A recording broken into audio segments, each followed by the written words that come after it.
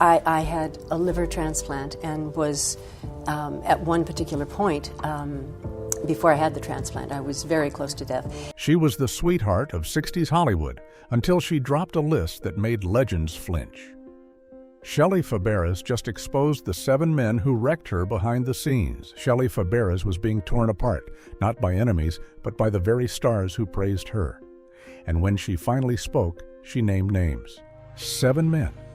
Icons, co-stars, childhood friends. One of them was Elvis Presley himself. What did he do to make her include him on the list? Number 1, Elvis Presley. To the world, they were magic. Shelley Fabares and Elvis Presley, the golden pair of 1960s cinema. Their chemistry lit up the screen in Girl Happy, Spin Out, and Clambake. But behind those scripted kisses and camera-ready smiles, Shelley felt trapped. She once said working with Elvis was like dancing beside a statue, admired by all but cold to the touch. He rarely spoke to her unless the cameras were rolling. Off-set, he was distant, withdrawn, and surrounded by a wall of handlers who made sure no one got too close. Shelley didn't hate him at first. In fact, she admired his talent, but that admiration turned to disillusionment.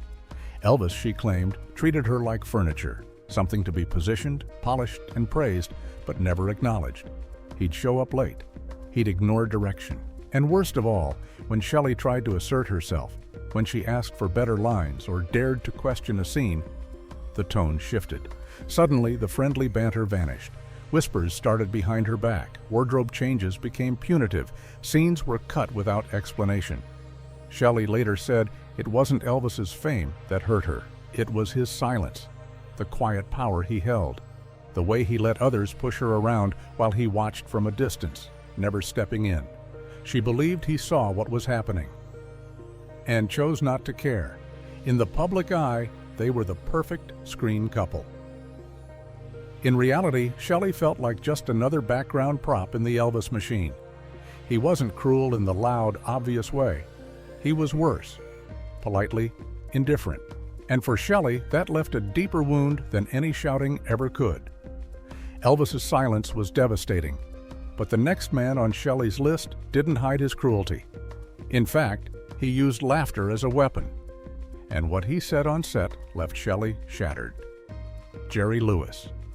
Working with Jerry Lewis was supposed to be a career milestone. Instead, for Shelley Fabares, it became one of the darkest chapters of her life in Hollywood. To the public, Lewis was a comic genius, quick-witted, charming, larger than life. But on set, Shelley described a man consumed by ego and control. She once said, "Jerry didn't direct, he dominated, and if you didn't obey, he made sure you suffered." Shelley recalled how Lewis would single her out in front of the entire crew. He'd mock her timing, question her talent, and force take after take, not because it was necessary, but because he could. One humiliating afternoon, he stopped filming mid-scene, turned to the crew, and said, "Maybe we should cast someone who knows how to hit a mark." The room went silent. Shelley stood there, blinking back tears. He smirked and kept rolling. It wasn't just professional tension, it was personal degradation. He nitpicked everything, from her voice to her posture, treating her like an amateur who didn't belong. She wasn't alone in this. Others whispered about Lewis's moods and outbursts, but Shelley, still rising in her career, had no power to push back. What made it worse was the praise he got for the very films that drained her spirit. Fans laughed, critics applauded, and Shelley carried the emotional bruises in silence. She later said Jerry Lewis taught her 2 things: how cruel comedy could be behind the curtain, and how lonely it feels when no one defends you. To her, he wasn't just difficult, he was destructive, and no amount of box office success could undo the damage he caused behind the scenes. After enduring Jerry's public humiliation, Shelley hoped for relief. Instead, she stepped onto a set where her co-star didn't even remember her name. And this time, the insult came wrapped in a smile. Dean Martin was Hollywood's effortless cool. The smooth talker, the crooner, the man who made charm look easy. But to Shelley Fabares, the real Dean was far from polished. She once described working with him as waiting for a leading man who never showed up. He often arrived late, visibly hungover or already drinking, and completely uninterested in the work at hand. Lines were skipped, blocking was ignored, and more than once he simply forgot her name. Shelley had admired Martin before they worked together, but the reality hit fast. She said he treated scenes like distractions from his nightlife. Jokes flew when the cameras rolled, but the moment they cut, he'd drift off, lighting a cigarette, cracking a drink, barely acknowledging his co-stars. She felt invisible, unworthy of effort. There was no collaboration, no respect, only a man who knew his star power protected him from consequences. In one incident she never forgot, Martin greeted her on set with the wrong character name, from a different film with a different actress. When she gently corrected him, he laughed and said, same thing. The crew chuckled. Shelley didn't. It wasn't personal cruelty, it was careless disregard. And for Shelley, that stung even more. She wasn't asking to be adored, only treated as a professional, but Dean didn't see her that way. To him, she was just a piece of scenery in the world of Dean Martin. The laid-back charm America loved was a mask. Shelley saw what was underneath: detachment, arrogance, and a total lack of accountability. She once said, "You can't play chemistry with a ghost." And with Martin, that's exactly what she was doing, acting opposite a legend who had already checked out, from careless indifference to cold calculation. Shelley's next collaborator didn't just ignore her, he erased her, and he did it without ever raising his voice. Burt Reynolds. Shelley Fabares knew breaking out of her sitcom image wouldn't be easy, but she never expected Burt Reynolds to be the one slamming the door. At a time when she was fighting to be seen as more than the Donna Reed girl, Reynolds made sure she stayed in the background. He didn't yell. He didn't insult her directly. What he did was quieter and far more calculated. According to Shelley, Reynolds openly questioned why she'd been cast at all. Behind closed doors, he allegedly told producers she wasn't leading lady material and pushed to cut her screen time. Scenes where her character had emotional weight were rewritten, trimmed, or handed to someone else. She wasn't just sidelined, she was erased. Shelley described his attitude as casually cruel. To her face, he was polite, even charming, but the real damage came in the meetings she wasn't invited to, in the edits she only discovered after the fact.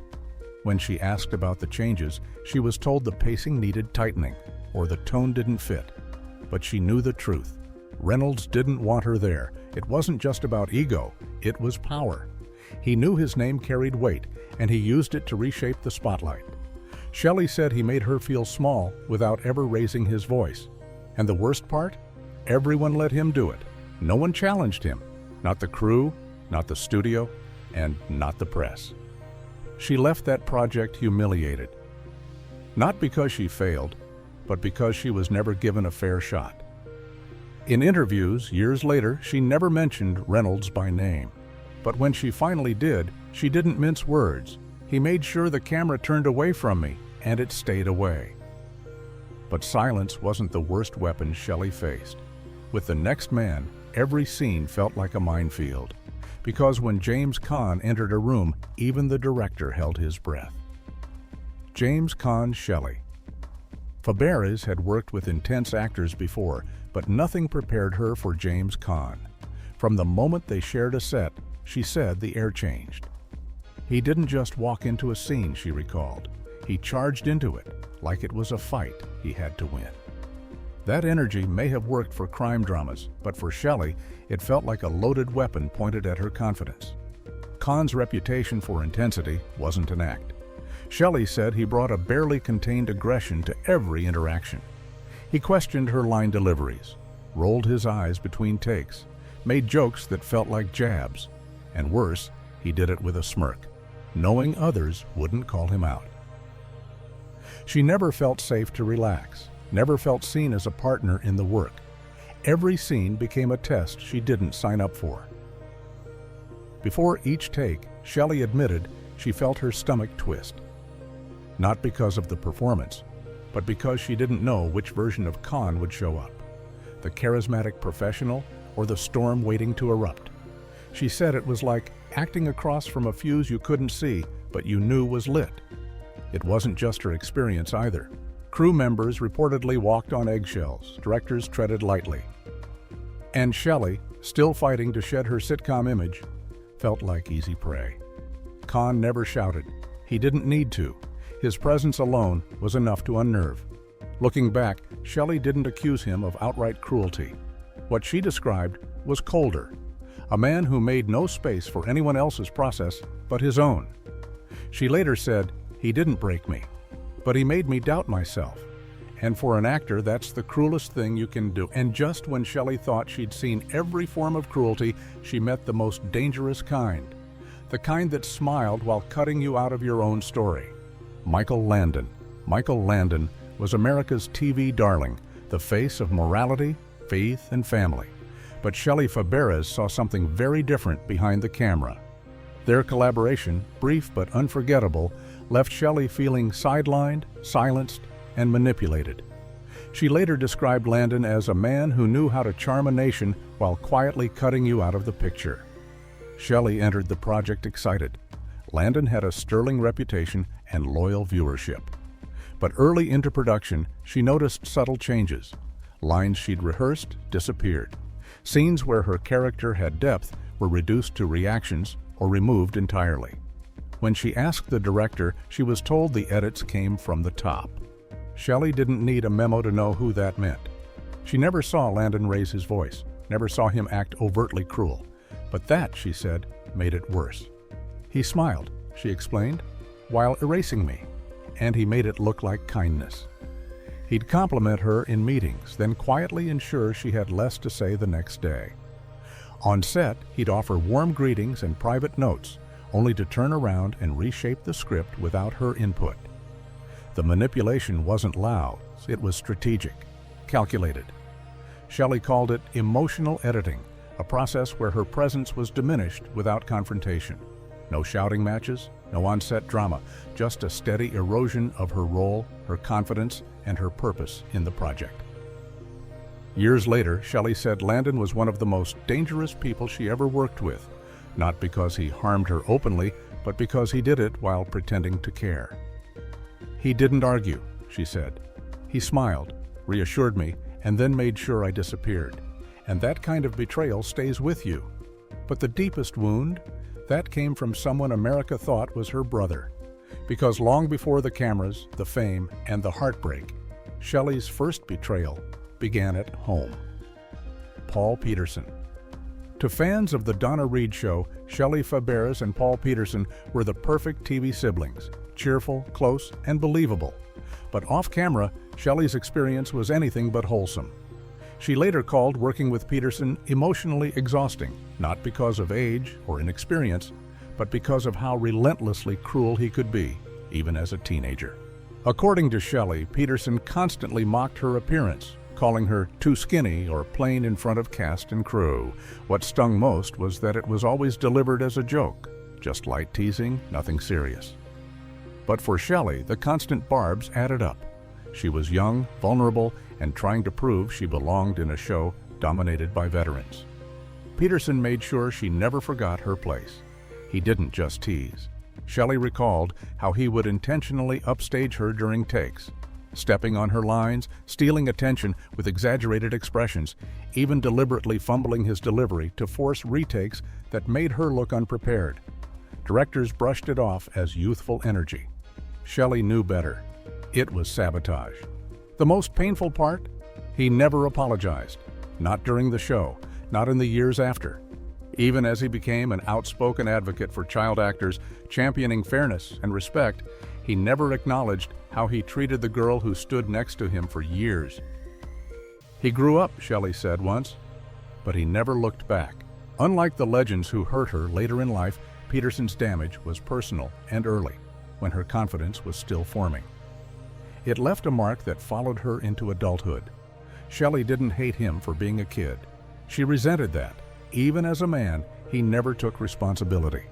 Of all the names on her list, this one hurt the most because it started at home.